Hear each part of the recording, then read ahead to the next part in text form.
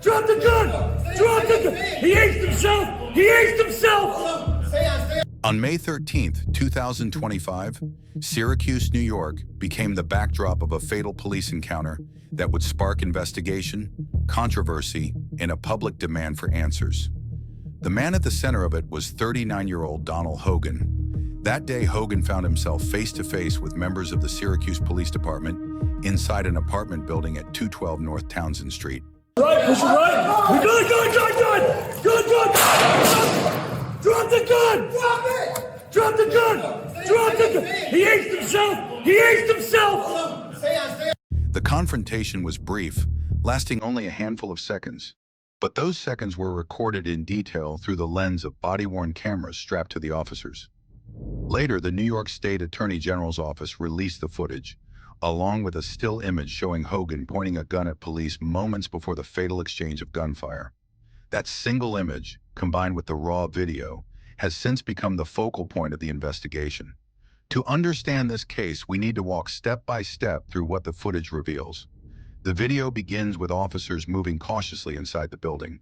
Their voices echo through the narrow stairwell, clipped and urgent. Commands come quickly, one layered over another. One officer can be heard saying, "Let's push! Let's push! I need to get in. We need somebody outside that's got a key. Get us in." Let's push. Let's push. Need to get in. Gotta get in. We need somebody. Get that guy outside that's got a key. Get us in. The urgency is palpable. Officers know they're walking toward danger, but they don't yet see it. Every door checked, every hallway cleared, is a moment of tension. As they move deeper, another voice cuts in. "Second floor? What do we got upstairs?" Second floor, Sergeant? Yep. All right. 61, we're in the stairwell, making our way up to the second floor. Okay. Their communication is rapid, tactical, and meant to keep the team aligned. The sound of boots pounding against the stairs mixes with the rustling of gear. It's the soundtrack of officers bracing for the unknown. When they reach the upper floor, the body cam captures the pivotal moment. An officer suddenly shouts, "Drop the gun! Drop it! Drop the gun!" The command repeats louder and faster, urgency breaking into panic. And then gunfire, a sharp eruption of sound inside the stairwell. Drop the gun! Drop it! Drop the gun! Drop the gun! He aced himself! He aced himself! The footage shows Hogan raising a weapon toward officers. That decision sealed the outcome. Within seconds, he was struck and fatally wounded. The aftermath is chaotic. Officers shout over one another. "He aced himself! Where you at?" He aced himself! He aced himself!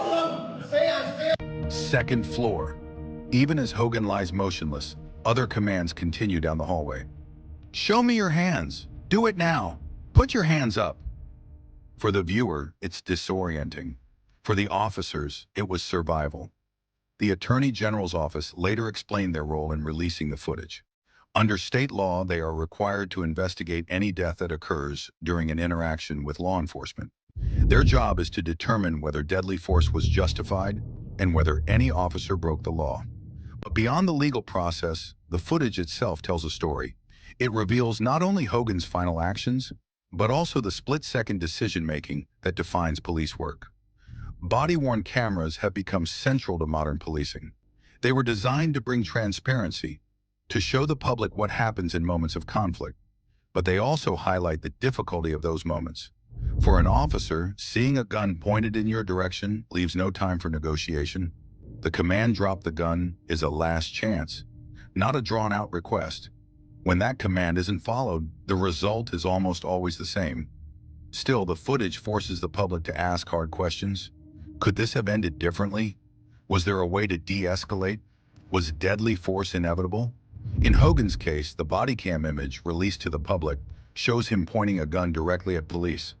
That single frame carries enormous weight. It illustrates why officers fired, but it also underscores how fast everything happened.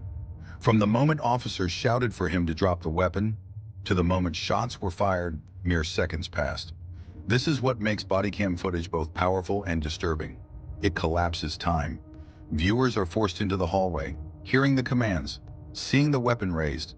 There's no chance to pause, to debate, or to think through options. The decision is immediate, and when viewed later, safe from danger, the footage often sparks debate. People will argue whether the officers acted appropriately, whether Hogan posed a certain threat, whether different tactics could have changed the outcome. That's the paradox of body cam footage.